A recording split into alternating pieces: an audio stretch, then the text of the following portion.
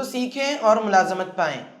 Pawar Monica نے DSC میں SGT Urdu کی حیثیت سے کامیابی حاصل کی۔ یہ اردو داں طبقے کے لیے ایک خوش آئند خبر ہے۔ پوار مونیکا کی اردو زبان سیکھنے کی کہانی بھی بڑی نرالی ہے۔ انہوں نے اپنے گھر کے ارد گرد رہنے والے مسلمانوں سے اردو زبان میں بات کرنے کی عادت ڈال لی اور اسی عادت نے انہیں بالآخر سرکاری ملازمت دلائی۔ اپنے دوست و احباب سے وہ اردو میں بات کرتی اور YouTube چینلوں سے بھی انہوں نے اردو زبان سیکھنے میں مدد لی۔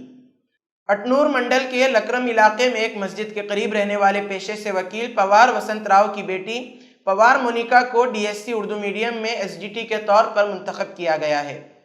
پوار مونیکا کا تعلق ST طبقے سے ہے، جیسا کہ یہ بات آیا ہے کہ اس زمرے کی نوکریاں محفوظ ہونے کی وجہ سے خالی رہ جاتی ہیں۔